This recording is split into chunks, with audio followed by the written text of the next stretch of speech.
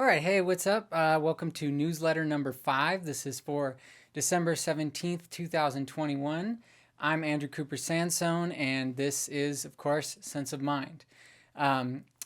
Thanks so much for watching this. I'm not going to belabor this introduction really at all, so let's just jump right into it. All right, so as always, these video newsletters will contain 5 different elements. So we will have a fact about the mind or brain, a science-based productivity or happiness tip, a book recommendation and a discussion about something I'm reading right now, an interesting or inspiring quote, and my thoughts about life, culture, current events, or in this case, the future of this channel.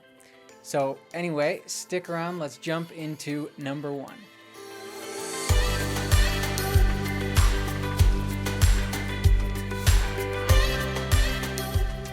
And today's fact is about something called conditioned food aversion.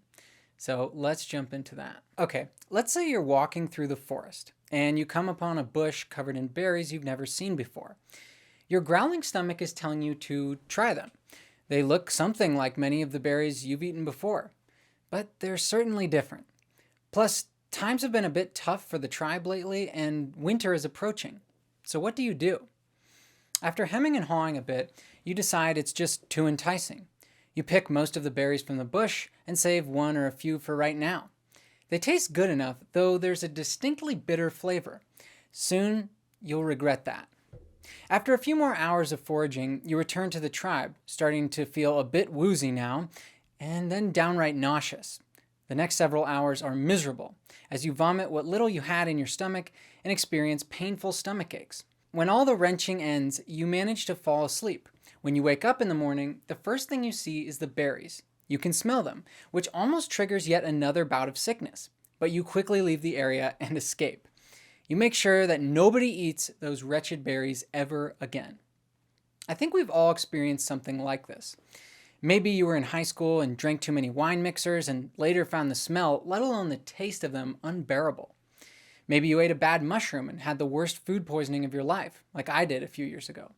Weirdly, I still love mushrooms, but that's not a typical response to that kind of experience. Most of the time, people develop so-called conditioned taste aversion, making them avoid sickness-inducing foods like the plague. Conditioned taste aversion is an evolutionarily adaptive learning mechanism programmed into the brain by evolution with the fairly obvious aim of keeping organisms from repeatedly eating poisonous plants and rancid food.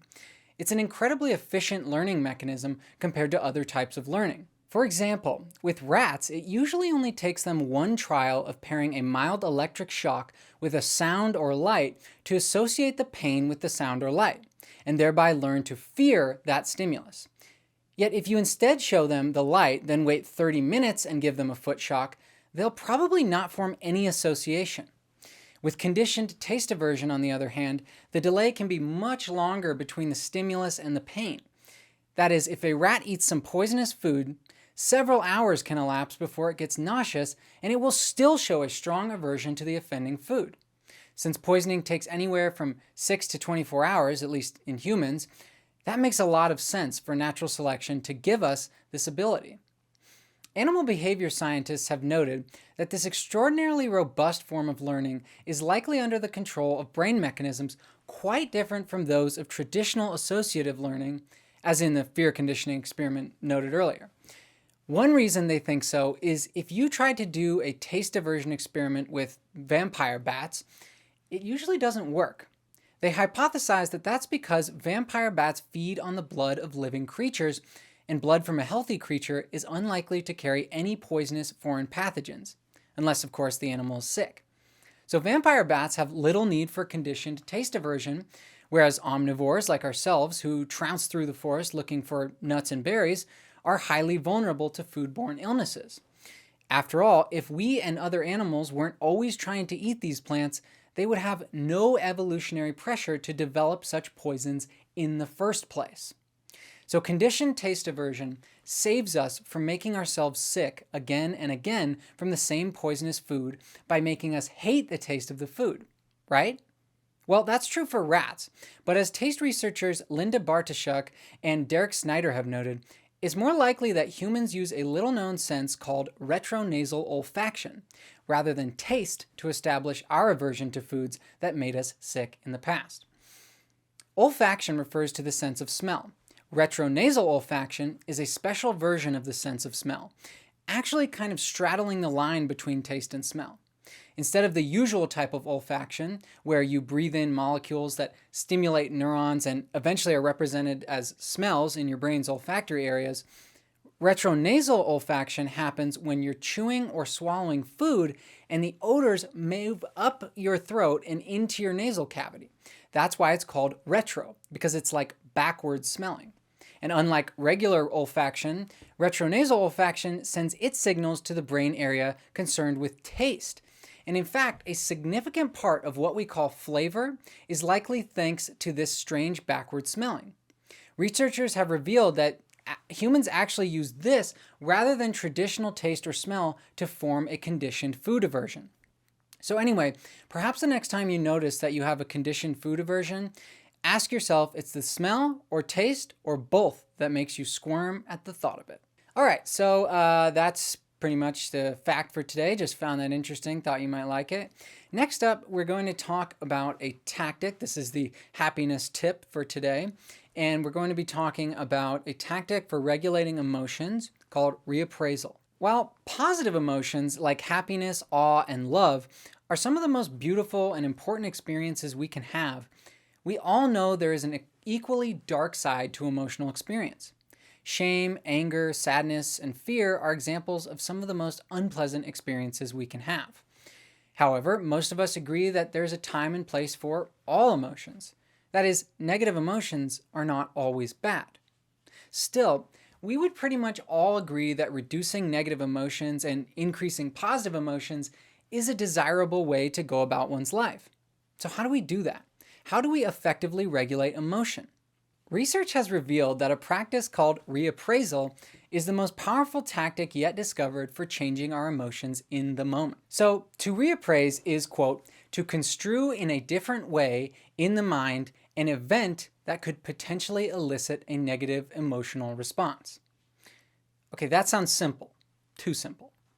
But as psychologist Mary Brackett and her colleagues have noted, people who use reappraisal compared to those who either use no emotional regulation strategy or who simply attempt to suppress the unwanted emotion by not feeling it, the people who do reappraisal experience more pleasant and fewer unpleasant emotions, and they tend to function better interpersonally and experience greater well-being. In fact, suppression leads to the exact opposite. Okay, so here's the point. Next time you find yourself pissed off in traffic or any other instance in which you experience an unwanted and unhelpful emotion, try the following. Figure out what exactly about the situation is causing your emotional response. Maybe you won't get to work on time or your boss will be annoyed. Whatever it is, then try to reinterpret the situation in a more positive or neutral light. For example, you might realize that the extra time in the car gives you time to finish your podcast, or think about how you'll structure your morning routine to avoid this next time. Then sit back and watch your attitude change and your experience improve. Okay, next up is my book recommendation, and this one is called Designing the Mind by Ryan A. Bush. All right, so Designing the Mind, Principles of Psychotecture by Ryan A. Bush. My friend and fellow brain enthusiast, engineer, and author of the book Mind Shift, Jorge Quintero, recommended this book to me, and I'm really grateful he did. This book, Designing the Mind, is about how to shape your mind, or in the words of the author, to reprogram your mental algorithms.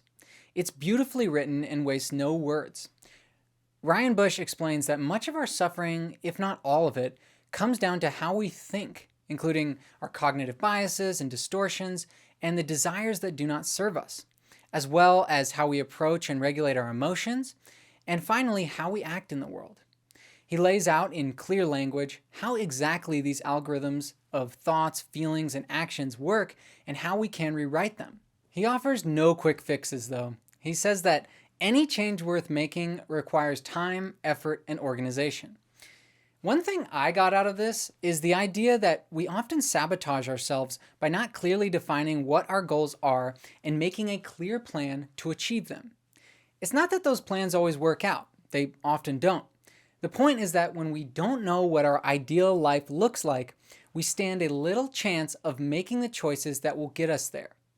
Furthermore, by not saying, this is what I want and here's how to get there, we will inevitably make many decisions that do not serve us and in fact actively deter us from our goal. Ryan Bush employs a heady mixture of modern psychology, cognitive behavioral therapy, Stoic philosophy, and Buddhist teachings to help you build a better mind, a project he calls psychitecture, like architecture, but for your mind. Check it out if you want a well-written user's guide to your brain. The link is in the caption below. All right, next up, number 4 is today's quote, and this one comes from the neuroscientist Rebecca Schwarzlose. So I'm really excited for this one. Hope you enjoy it. Quote, "Brainscapes are the deepest foundations of who and what you are. How they arise, adapt, and represent are integral to human health and the promise or peril of emerging technologies. Their uniqueness shapes our individuality, and their universality across individuals, cultures, and even species reveals how much we are the same." Now again, that's from Rebecca Schwarzlose from the book Brainscapes. So I just think that this is a beautiful quote. Schwarzlose is a cognitive neuroscientist at Washington University in St. Louis, and she's the author of the book Brainscapes. I highly recommend it for anybody interested in neuroscience. She defines a brainscape as a landscape that a brain map depicts. It's the distorted version of reality that is mapped inside our heads. She explains that brain maps, quote, "chart your body, sense your movements, and crucial sources of information in your world. Your brain maps of vision represent the droplets of light that strike the delicate sheets of cells at the back of your eyes. Your maps of hearing represent frequencies of sound impinging on the sensitive coils buried deep within your ears." And she insists that this is not metaphorical. These are maps in every sense of the word. But what you experience as the conscious agent inside your head is not the map, but the landscape it represents. And in fact, she is saying something even more profound. That you not only experience these brainscapes as what you call vision, hearing, touch, and all other senses, you are these brainscapes.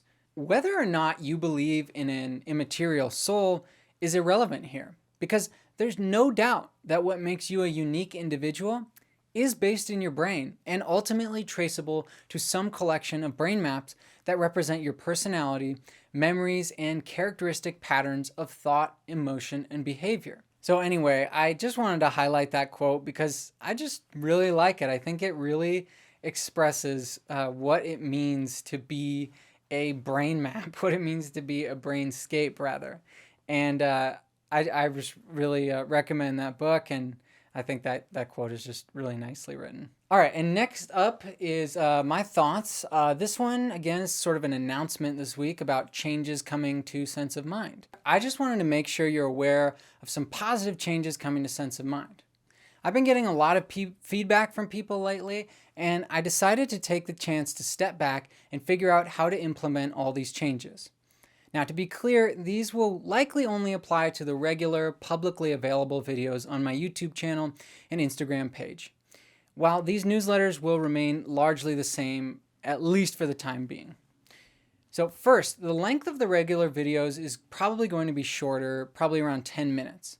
So they'll be more focused and go into depth more on a single topic, which I think will help you remember the information, and it'll make navigating between individual topics more straightforward because they won't be embedded in a long 30-minute video. In addition to those helpful viewers who sent me feedback suggesting this, what I know about human attention span, namely that it's ridiculously short, tells me this is a good idea. Also, I plan to add more visuals to the regular videos, making them easier to understand and more entertaining to watch. The first series of videos to get this treatment is going to be a new mini-series on the neurotransmitter serotonin. You, as a newsletter subscriber, will be the first to know when those are dropping. Anyway, there are more changes that I think will enhance Sense of Mind, but I would also love to hear from you. I want to know what you think, and please don't hesitate to send me suggestions or feedback, or if you just want to chat over email. So if you want to reach out for any reason, you can either reply to these newsletter emails or email me at senseofmindshow@gmail.com. As always, thank you so much for watching. And one last thing, if you got any of this, can you do me a favor by sending a link to a friend or someone you think might enjoy it? I want to keep building this community of brainiacs and psychotechs. So anyway, thanks again. I'll catch you next time.